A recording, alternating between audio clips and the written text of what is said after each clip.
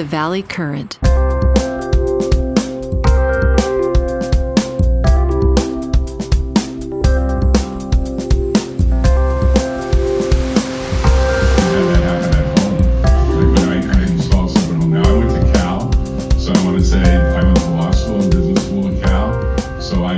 Tried to get into Stanford. I'm jealous of you guys that you got into Stanford.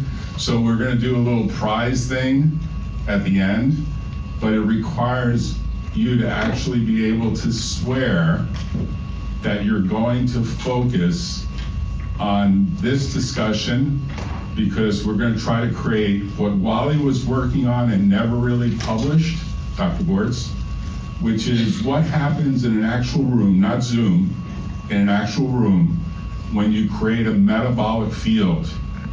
There's actually a metabolic field in formation in this room. We are sharing molecules and impacting our metabolism. He was working on this and thought of it as almost like a force, the equivalent of gravity. And I would say to him often, because he was my next door neighbor and we would visit often, after his wife died in particular, and he lived alone, on his own, from about 85 until his death. He died in his home in Portola Valley. He was my next door neighbor. And he said, I've got to write this paper. And I said, just start dictating words. Hire a secretary, get a research associate. I made a whole bit, in fact, I even offered to pay for it because he was so frugal. He died very wealthy, but he was so frugal about spending money. And I said, this paper is so important. So part of my dedication for the next less than an hour is to him, and one of you may be picking up on this concept of a metabolic field, which actually requires everyone to sort of stay away from their screens. And I know people are going to type and take notes and so on, but literally the way to create a metabolic field, and this becomes important for some of what I'm about to say, is that you have to actually focus attention on the other folks in the field. So for example, I'm going to start with sort of, well, the equipment's working now. Murphy may suggest, no, the equipment's not really working. I'm going to do like a little thing that starts kind of the prize thing. And I just want the first person to shout out, if they can, who is this person? Sam Bankman-Fried. What happened to him? Went to jail. Went to jail for what? For fraud. For fraud. Federal crime.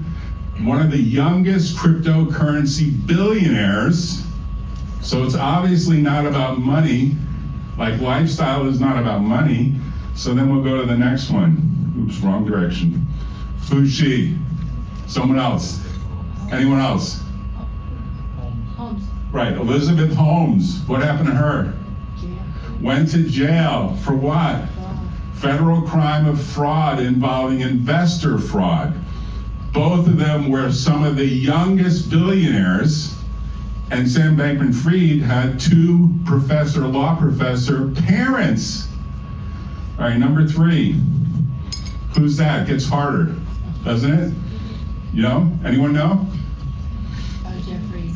Who? Jeffrey. Jeffrey Epstein. What happened to him? Went to jail. I mean, this is sort of a theme here. For what? I know the news kind of evaporates over time. What did he go to jail for? Anyone? Human trafficking. Human trafficking on what? His own private island, right? He had an actual private island, a billionaire. What happened in jail to him? Murdered. Some people think what? Committed suicide. Of course, this is not working because I have a password on here. Hold on a second. You have to get the Face ID right, high security. All right, now it gets harder. It gets harder and harder. Whoops, let's go a little easier than that. Who's that? Martha Stewart, right? What happened to her? Went to jail. Why? No, why? Second chance. Insider trading? No, wrong. She got acquitted of that. What did she go to jail for? This stumps everyone. She obstructed justice by not answering questions honestly when the FBI interrogated her. Now you could say maybe she had a bad lawyer, the lawyer should have handled it better. But I mean, this gets harder and harder. I mean, you see the theme, right? Who's that? Anyone know that person? Another billionaire. By the way, these are all billionaires. This gets harder, right? Who is it? Anyone know? Ponzi guy? Huh? The Ponzi scheme. No, it's not. It's not Madoff, but it could be. It's Taubman. Taubman owned Sotheby's and did price fixing and went to jail for price fixing, another billionaire, and he owned a lot of real estate. He had a big real estate company.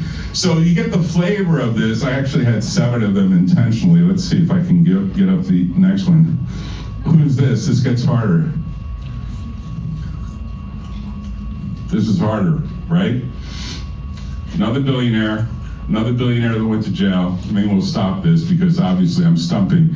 I mean, this is interesting, but basically this is Alan Sanford, another guy that had a private island, another guy that was engaged in fraud, another guy that was ultimately arrested and convicted. And I'm not sure what happened to him. I think he died in jail. I haven't looked that up.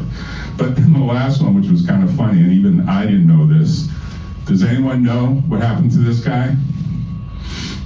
He had a cryptocurrency exchange. It kind of relates to the first one that we put up. But this guy did the cryptocurrency exchange in Turkey. No one's going to get this right. And he got 11,991 year sentence. It's called, in Turkey, I guess they have to put it in years. That's the way they do things. And his name is Therese. And I just do this to kind of give you the flavor of, you can engage in a lifestyle that ends up putting you in jail. And it's not because you need more money. It's not because you need to accumulate more money. You have more money, but you would decide to engage in a lifestyle where money is probably the highest priority. Although you could look back and say not all those people were all about money. In fact, Sam Bankman-Fried would attest that he was about what's called effective altruism, which is accumulating money for the purpose of actually doing good deeds. Now, the prosecutor took advantage of that and said, hey, that's not really what's going on. This is really all about money. So now we'll get to the main part of the discussion here and what I want to do as we go along. So maybe now, hold on a second, let's see if I can, so I want to also dedicate this to Leonard Hayflick, Dr. Leonard Hayflick. Does anyone know who Leonard Hayflick is? Anyone? No? Dr. Leonard Hayflick is the gentleman that discovered the Hayflick limit. He probably should actually have gotten the Nobel Prize. He ended up in litigation. He didn't go to jail. He's an honest guy. But he ended up in litigation with the federal government over who owned the cell cultures that he was working with, where he proved, or at least to date it hasn't been disproved, that cells have a limit to how long they can live. That's called the Hayflick limit. And the limit is somewhere between 40 and 70 cell divisions. And if you go through and look at the literature on it, there's a point at which cell life just inevitably hits the death cycle going down this curve. And he discovered that. He lived to 93. He was a good friend. We did a number of podcasts together. He lived alone as well. His wife, I think, also died at about 85. He was good friends with Dr. Walter Bortz, and Dr. Hayflick lived on his own through COVID. Everything was fine. Everything was great. Then he went to his doctor for his annual. Now, I have to tell you, I'm convinced, having talked to him, that once you get into your 90s, do not go in for your annual physical. You're only going to get bad news. You're not going to get good news. You have to actually treat your own self-regulation as most important. He got some news that said, it doesn't look good for you. We see a number of things on the scans, His mindset totally changed. His mindset, even on the podcasts that we did, which were generally very upbeat. If you look, I think I've got, here's an example of a podcast where we would do a topic like why smart folks get the science of the Hayflick limit so wrong. That's available on Apple Podcasts and all the other players. We have something called the Valley Current at the firm. It's a pro bono thing. We don't do any advertising. We try to interview really smart people about what is it that actually motivates them to continue to extend their human potential. And that was happening both for Wally on this metabolic field idea, and it was happening for Hayflick on what is the actual, what he called the etiology of death. What events actually happen as everything starts to shut down? What are the actual triggers that play that shutdown? What plays out over time? So he was working on a paper and maybe a book on that. None of that is preserved, to the best of my knowledge. When I talk to his family, like his papers are all over the place, and no one's gone through and backed up his computer. So hopefully, in the next 30 or 40 minutes, some light bulbs will go off. They've gone off for me in connecting with these people over time. And you'll actually get to the point of saying, oh yeah, there is something to this. And really it all does start with Dr. Walter Bortz and the luck I had in becoming his next door neighbor, because he lived in Portola Valley for many years. We bought a place, this was 1993 in Portola Valley.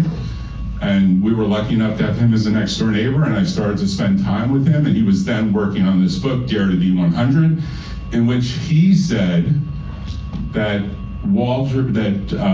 Leonard is correct, that probably the natural fullest potential you can get to is maybe 125, based on this notion of a Hayflick limit. Now, there are some people that are doing some wacky stuff to try to extend it. They, there's some stuff I'm sure you could say this guy Johnson is doing all sorts of stuff. You can watch his stuff on YouTube. But he said, look, we should aspire to something called a healthy 100 years. And one of the initiatives we started that supported lifestyle medicine in this class was this initiative we call HHY, which is Healthy 100 Years. How do you actually imagine getting to healthy 100 years? What do you have to do? So the light bulb goes off that, look, once you posit a number, like 100 years, you can do the math and say, well, how many hours is that? Now, most people don't do that. Most people don't have some sort of clock that's working backwards saying, how many hours do I have left? Now, this doesn't sound like a lot of hours, right? To me, it doesn't sound like a lot of hours to say, basically, it's less than 1 million hours. That's not a lot of hours. To a lawyer, it's not a lot of hours. You can laugh about that, but it's true, right? We don't have this. We don't have this clock going backwards. We generally charge by the hour. Most people get an hourly rate. If you're a contractor, you get an hourly rate. Sometimes if you're an employee, you get an hourly rate. There's a minimum wage that sets an hourly rate. And in general, when I think back at this, I was not thinking when I was a kid. That's my picture from when I first got into law school, moved to UCLA, moved to Los Angeles, had that full head of hair. I'll take off my hat now. You'll see, it all goes away over time. You have to accept this. And then I was this super athletic jock at UCLA, opening my first bank account. Back then, it was not an ATM card. It was literally a plastic card that had your social security number, I think, on the back. Oh, it's blanked out. All right, it was on there at one point. And I have a very formal name, Giacomo Russo. So my thoughts all leverage off of Maslow's hierarchy of needs. So I'm going to get rid of this and turn this on. If it works.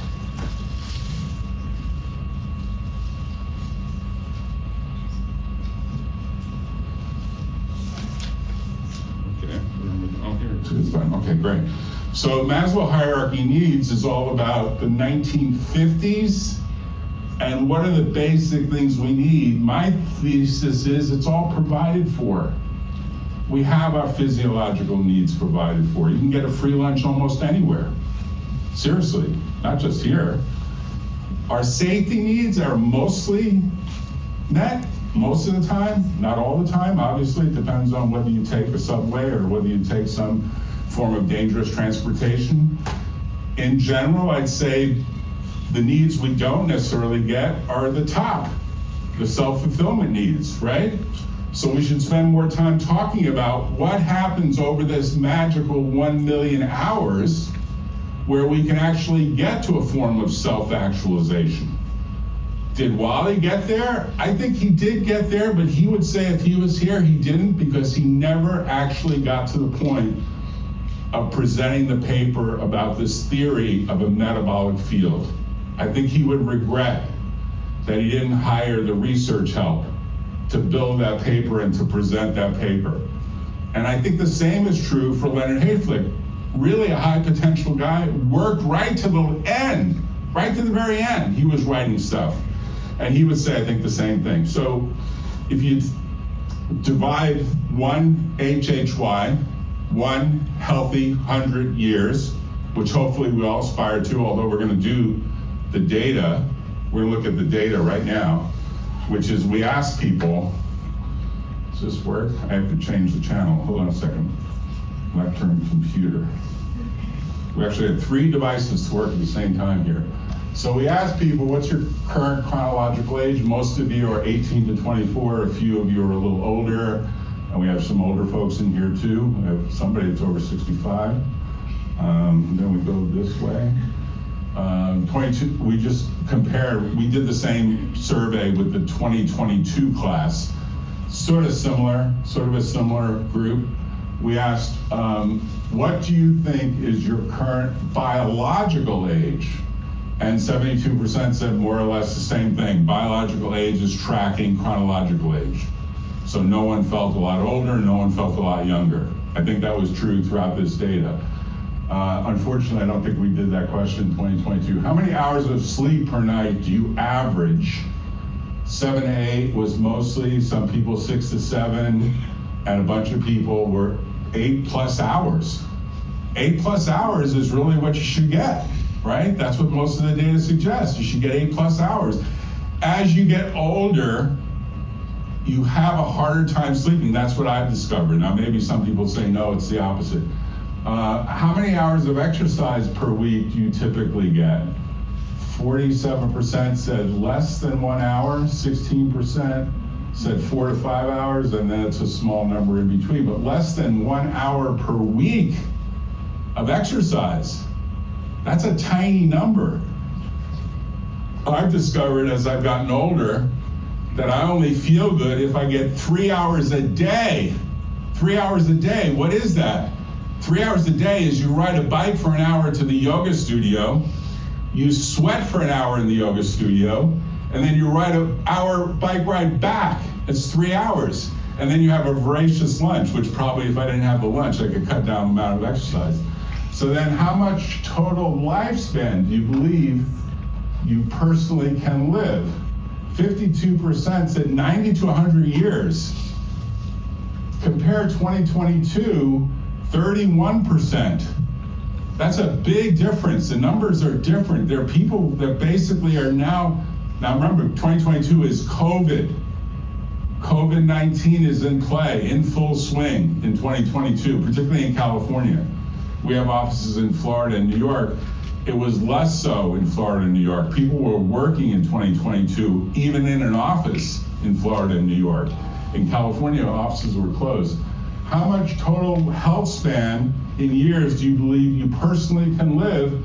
And people are like pretty optimistic, 80 to 90 years, which is kind of a recognition that the last 10 years won't be so great, right? For those that think they can live 90 to 100, but their health span will start to decline somewhere as they approach 90. Although there are a few people, 16%, that said that they thought they could get to 90 to 100 years, and a few that, one person maybe that said over 100. And 2022, the data was, I think, less, 19%. Well, there actually were a couple people saying over 100%, so maybe it's similar. How much total work span in years do you expect? 33% were 60 to 70 years, 22% 50 to 60 years. There's an argument that AI is going to reduce all these numbers. There's an argument that people are going to work far less with the power of AI. There's an argument. There are some people that say we're going to have a leisure economy, maybe within the next 10 years, maybe literally within the next 10 years. And the 2022 data, it was different. 70 to 80, 60, 70. The numbers were smaller, right?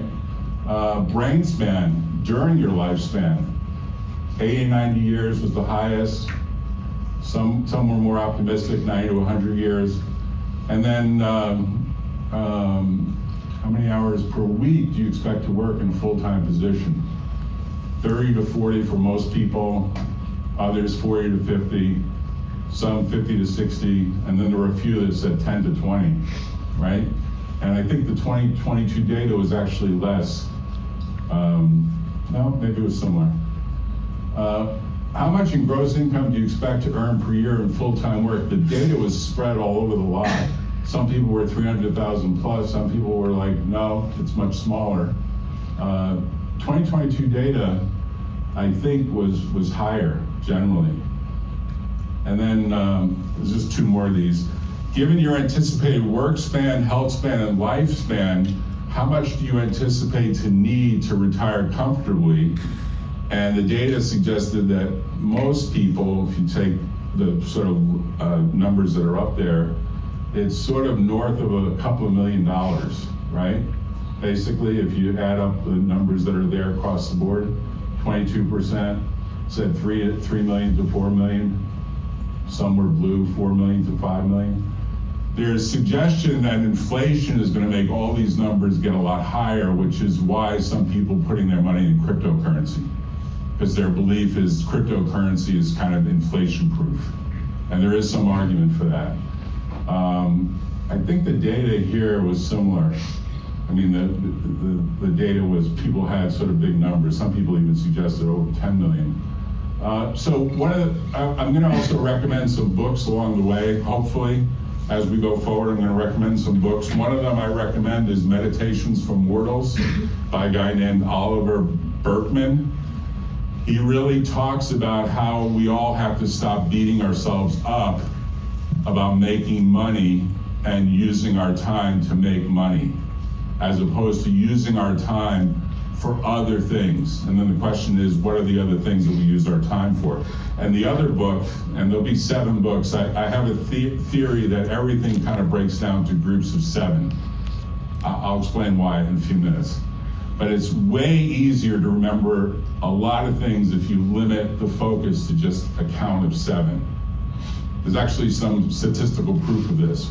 Phone numbers are 7 numbers, except for the area code. But the area code used to be kind of a common thing for a geographic area. Like it used to be here, 415, then they changed it to 650, then they changed it to, well, some is 408.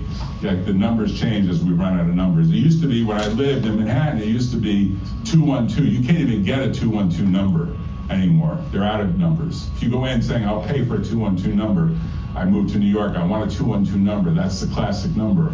You can't get that number. So then the second one is a Stanford grad, very well done, although very long. And the real personal anecdotes don't come out until about page 675. So you really have to spend time reading the whole book if you want to get to know Peter Attia. Peter Attia has a free blog and a free podcast. He also has a paid service. He's still a practicing doctor. Does anyone want to guess what the annual fee is to Dr. Peter Attia's personalized concierge medicine? Anyone want to guess what the yearly fee is? $250. Wow, that's high, but $90,000 a year. $90,000 a year gets you 9 visits at $10,000 a pop, but you have to pay the 90, whether you go 9 times or 10 times, whatever, it's capped. But basically it's $90,000 minimum. But get this, to get into his concierge medicine with him, you have to have an Instagram following. Like literally you have to be someone that's important enough to be handled by Peter Attia. So I've always wondered, did Elon Musk move to Austin because Peter Attia moved to Austin, arguably to avoid all the additional California taxes that would be affected on his podcast? Because his podcast, he has a paid version of the podcast, a free version. There's a paid version that gets you his notes. Does anyone actually subscribe to Peter Attia, to the podcast? Anyone at all? You do? 2 people do? Okay, but you do the paid version? You don't do the paid version? You do the free version, you do the paid version? No, free. Paid version comes with the notes. It's like $120. It turns out he makes a small fortune on the paid version, including medical doctors who sign up to get the paid version because the notes are very detailed. And I did. Actually, and then you should know, if you can't get into the $90,000 a year version of his annualized personalized medicine, you can do the video version for $2,000 flat fee. I think you just raised it to $2,500. And then you get essentially a series of videos with follow-up recommendations, not an email or anything like that. So, to me, reading the book and listening to the podcast is probably 90% of what you're going to get out of both of these much more expensive things. So now let me go back to the computer here. So is this working? Hold on. There you go. So we know that a healthy 100 years looks like sleep and other and thinking. Thinking is really work, right? We're all knowledge professionals.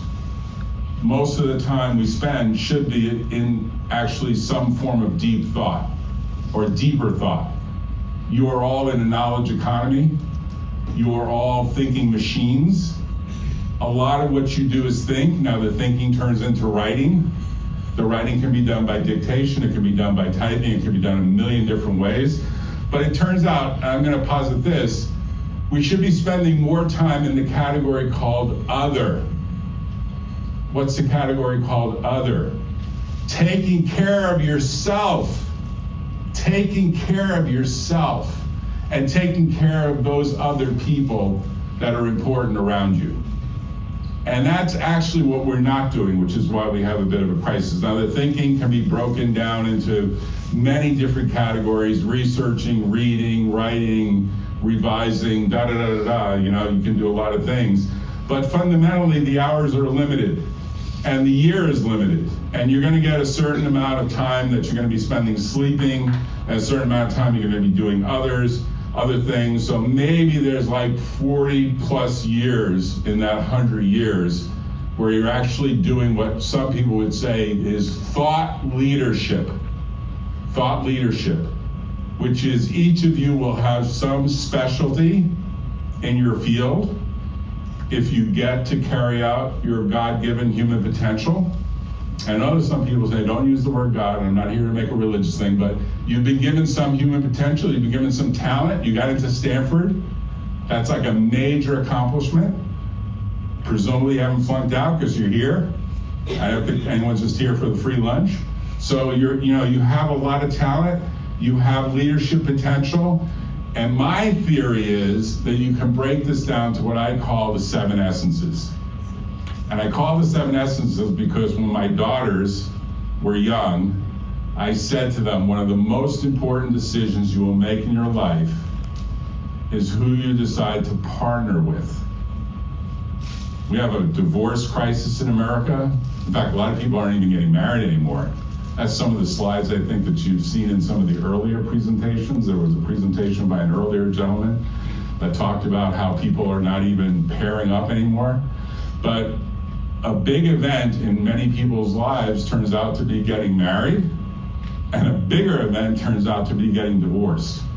And the divorce numbers are skyrocketing. So I break them down to these 7 categories, and I said to them, if you can live a life where you can basically amplify your 7 essences and find someone who equally matches or exceeds your 7 essences, it's a hard thing to do, then you're on the right path.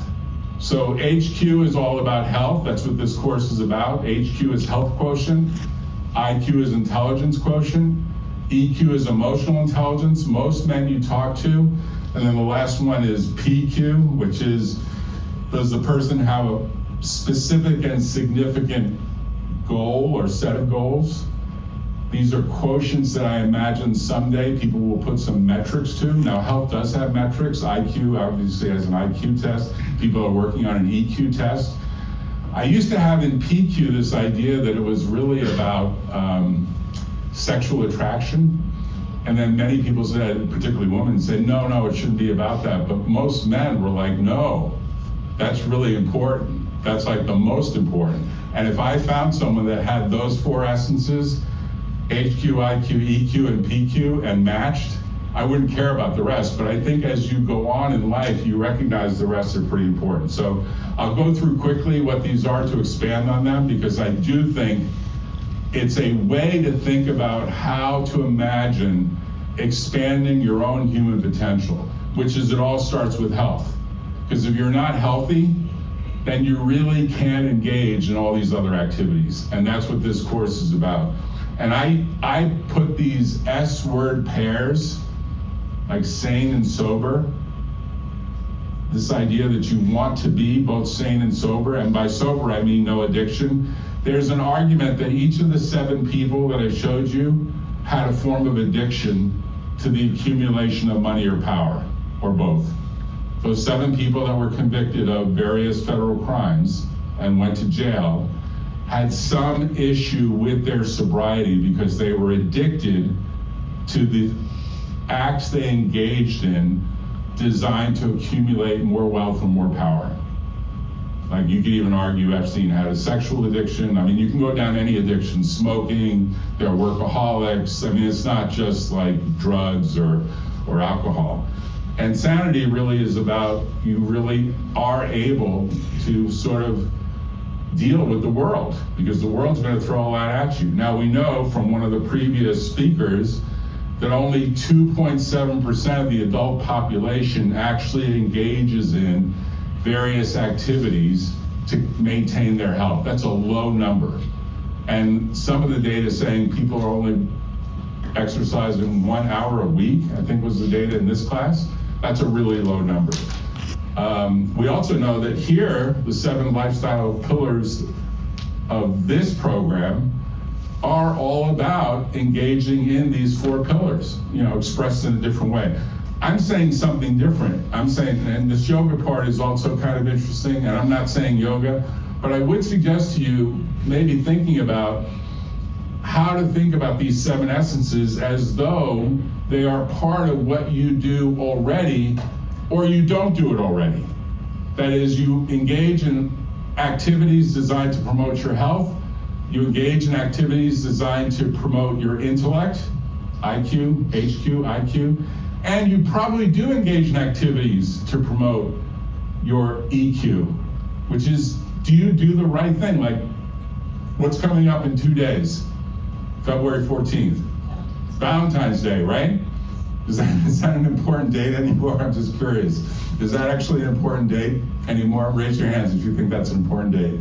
Some people think it's an important date. It's actually a lower number of people. Like, I think it's an important date too. Now, a lot of people say, well, you shouldn't smoke, you should exercise. I mean, this guy smokes, drinks, and still enjoys life. He was America's oldest man. I think he has since died.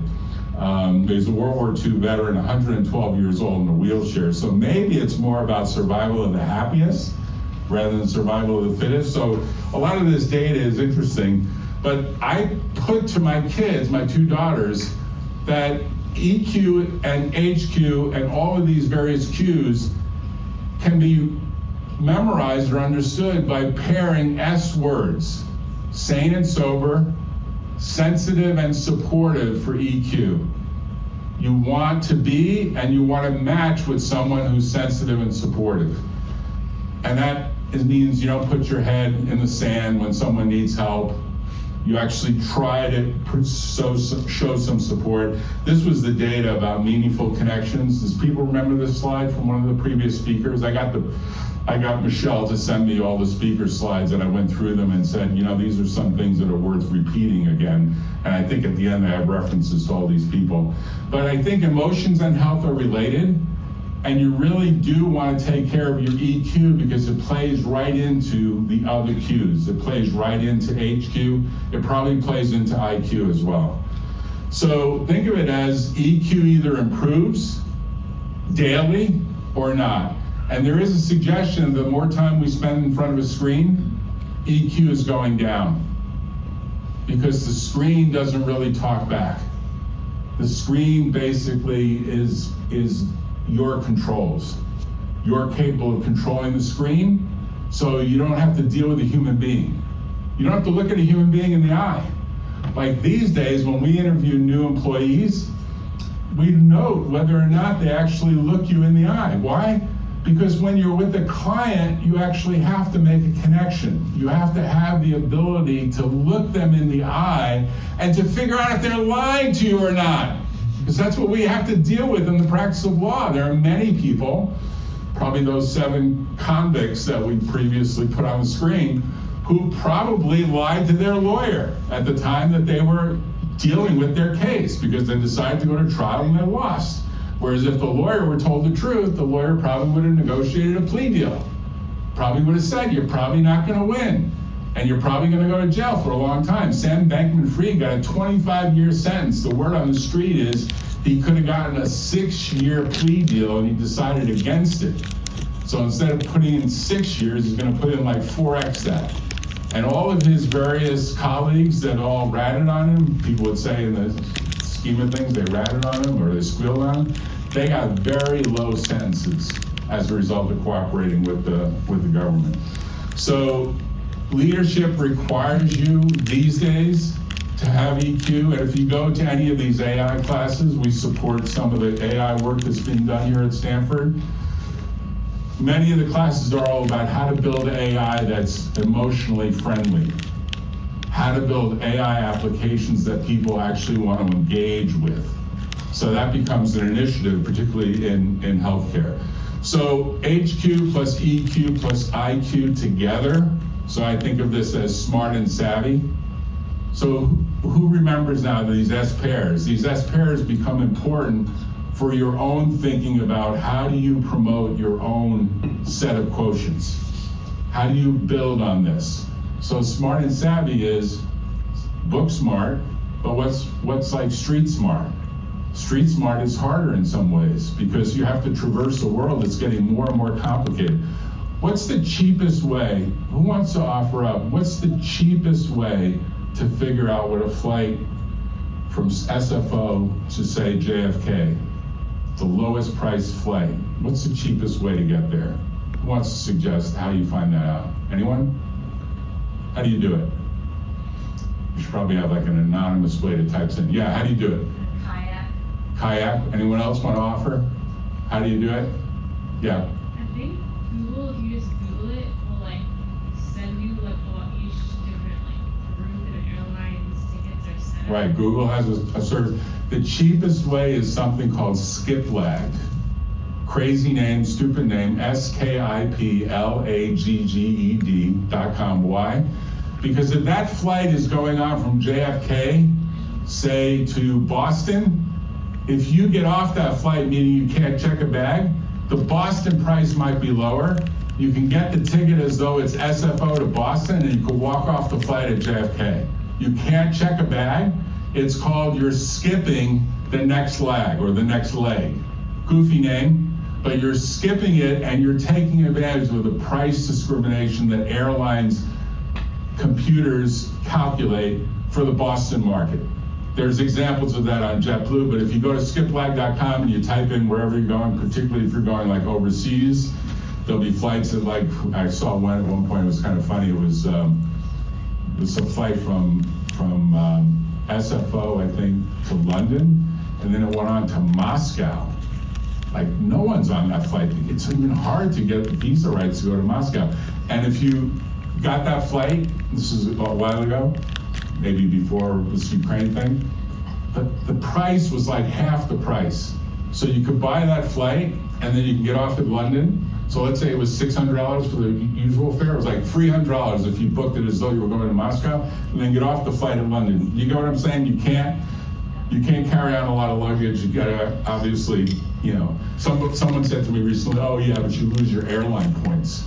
The airline points are worthless compared to how much you save in money. Like, oh, you might lose the airline points for the flight. Like they might say, oh, you didn't take the whole flight.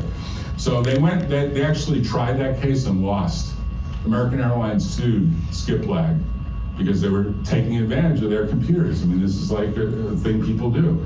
So then the fourth factor is purpose quotient, right? And I'd like to cite to a guy, Dr. John Gottman. Does anyone know Gottman.com?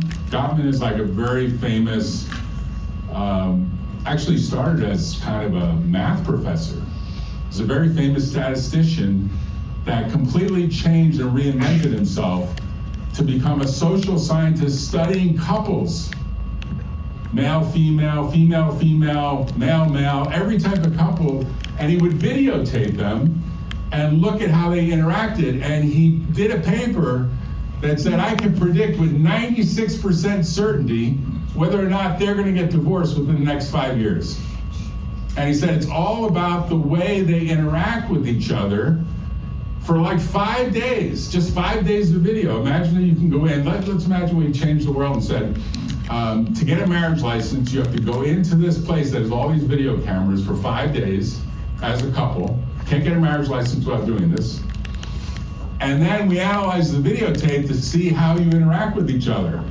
And your micro expressions to each other will tell us something about whether or not this is going to work. And you know, they actually would code the micro expressions. Today, they'd use AI, and they let AI go through and look at whether people grimace. Because it turns out we're not very good at reading even the closest relationships that we have with a significant other. Why? Because we're not actually looking at them in the eye and saying, you know, how important is this to you? Is this really important? I really don't want to do this, but if it's really important to you, I'll, you know, concede. And maybe down the road we'll do something that's more important to me than it is to you. It's like a whole give and take thing. My parents were married, by the way, right up to the end. They lived, my dad lived to 90, he died first. My mom lived to 93. She was younger. In fact, it's her birthday. Her birthday would happen soon. On right? the 16th. February 16th would have been my mom's 94th birthday. She died in 93. She stayed married for the full, whatever it was, 70, call it 70 years, a little more than 70 years. And they fought every day, and I watched that because I watched that. They had a grocery store in New York. I grew up in New York. I grew up starting work at age 6, packing bags and packing shelves and delivering, you know, goods. No elevators, 7 to 8 flights of stairs in Manhattan and, you know, Brooklyn, all over the place. And as a kid, I would watch them fight every day. I said, there's no way they're staying married. There's no way they stay married. But they stayed married. And I realized that Gottman principles apply to them. Even though they had this Italian culture of fighting, they looked each other in the eye and they stayed connected. They stayed connected. And I have to tell you, when I see clients, and I often see clients, and both men and women now, and there's a lot of wealth, and the hardest thing they go through these days is a divorce. And they say, that's it, it's game over. I said, it could be far worse. But they get divorced and then they lose all or half their assets, and they look at it and say, wow. So think of it as it's pretty important to study this stuff. And purpose, particularly if you're supporting your partner's purpose, is pretty important. So then if you add all these things together, and for a lot of people would stop here. A lot of people would say, that's enough. What with 7? Reduce it to 5. In fact, 3 is enough. You know, HQ, EQ, IQ, I'm fine. You know, just stop there.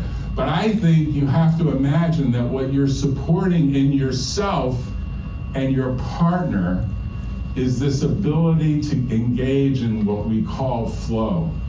When does flow happen? When you focus in such an intense way that time passes so quickly. Like this hour is passing very quickly for me. Why? Because I'm sort of in flow. I enjoy this stuff, and you know what? You could hate it, and I'd still enjoy it.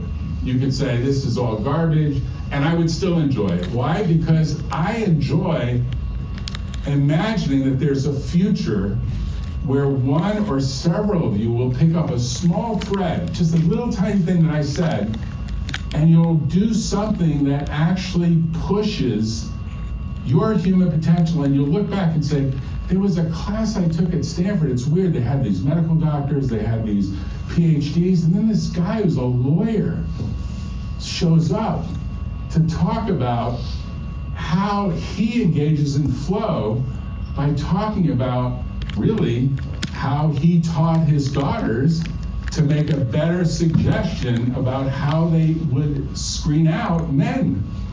Now, did they both succeed at that? No, but knock on wood, they're still happy. I mean, one of them ended up divorcing after, basically having a couple of kids with her husband.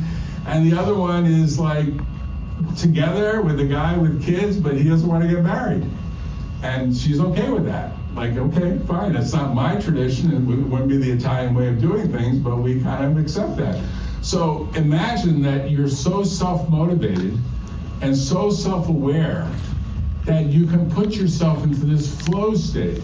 There must be some of you that have been in this state before. There are people who say, oh, I get there by skiing. I moved up from green slopes to blue slopes to black diamond slopes, and man, when I take off down a black diamond slope, I'm flowing. There are other people that get there in other ways. But each of us probably have experienced this. And sometimes it's a conversation. Sometimes it happens actually with a significant other. And my thesis is, the more that you with a significant other get into flow together, and I think my parents were in flow when they fought each other. I'm now convinced that part of that fight was them engaging in flow activities together, and they were actualizing each other. So this notion of flow is you push yourself, and you get anxious about the challenge that's in front of you, and you push yourself and you get skill development. Your skills increase over time as you push yourself into anxiety. That's what people do when they go from green to blue to black slopes. They push themselves. That's what athletes do as well. They push themselves. So think of it as you want to push yourself to a point of mastery. And the more you push yourself to that point of mastery, the more it's likely you're going to get to flow, and the more likely it is that you're going to feel an enjoyment of life that really inspires you to get to the next level. So it's important to understand that. The last few things are what are sometimes I call freedom quotient, FQ. Some people call it financial quotient. My theory is the more you push yourself to build skill as a result of flow, the more likely it is that you will be successful on the financial side. Now, you can't push yourself too hard and push the envelope of legalities and ethics the way those 7 people did, because you don't want to end up in jail. But think of yourself as you're pushing your human potential, and that's the mindset that I want to leave you with, which is everything is about whether you have a growth mindset, as Carol Dweck would call it, a growth mindset, or a more limited mindset, where your beliefs are, I really can't do something. I'm really in a fixed mindset. I only can do a certain thing. My wife made a remark. We almost ran into some person, she's a PhD from Stanford. She's here at the front supporting me and videoing this. Dr. Lee Suter, she said, oh, we almost ran into someone that was in the geology department. I won't name him. This guy could have been a full professor, but he never pushed himself. So I think you were saying he kind of limited himself to be like a lab tech or something. Like he limited himself. And he had all the capability to push himself, but he didn't push himself. And I think all of you have the capability. It is very much about the mindset that you bring to bear. And whether or not you buy into this view that as you get into this mode where you're more anxious, you're actually motivating rapid skill improvement over time. And that will end up leading to this final point, which is at the highest level, there's a CQ that I call a compassion quotient, where you're actually in a mode to give back to the world. You're in a mode to take everything that you learn and imagine giving back to this world in some way. And that becomes like soulful and spiritual, or soulful and sharing. So there's lots of ways to remember this stuff, but I'm just gonna quickly say, the theory I have is that you go through 4 years of college and maybe another couple of years of graduate school, and maybe another couple of years of professional school, or maybe an internship and a bunch of other stuff. And you should be always thinking about how do you grow your 7 essences, whatever your 7 essences are, whichever ones you think are most important, how do you grow those over time? So I'll stop here and take some questions. We have maybe a couple of minutes left. Part of what we do at the firm is very much have a discussion with startup groups about what they're doing to innovate. We will probably see some version of an iPhone, which is going to be even more distracting because you're going to wear it on your glasses. In fact, a lot of glasses these days, these glasses that I'm wearing right now, actually have a camera built in, so you can literally take a picture of a class, and unobtrusively, you can take a video in a class and it'll flash a light showing this. But think about it as, I don't have any sort of LCD on the other side of it, but think about it as the next step, it will have some LCD on the other side that has information. So anyone have a question about any of this stuff? Because I do think we're in a new world where very much we're going to see AI and computational power increase dramatically, and more information is going to cause more and more distraction, which will actually reduce the ability to have a face-to-face conversation that's non-distracting and that leads to a connection, which is a sad statement of the world if that's the way it stays. So I said we would raffle off, and we do have kind of a Coupa coupon for those. I mean, we have to figure out how to do this raffle, because at one point I said it should be about whoever did the survey. So maybe we should just raffle off 4 or 5 prizes.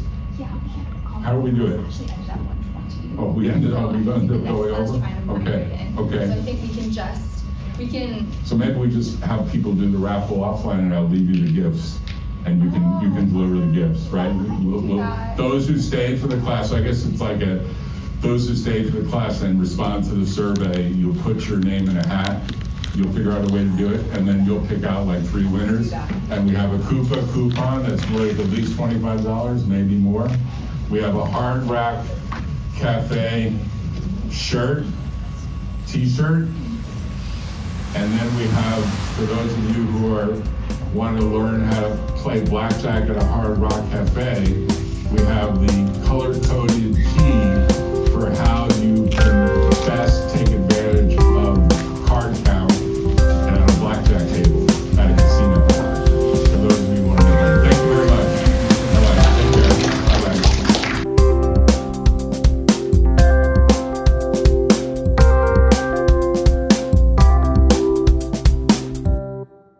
Tune in next time on The Valley Current.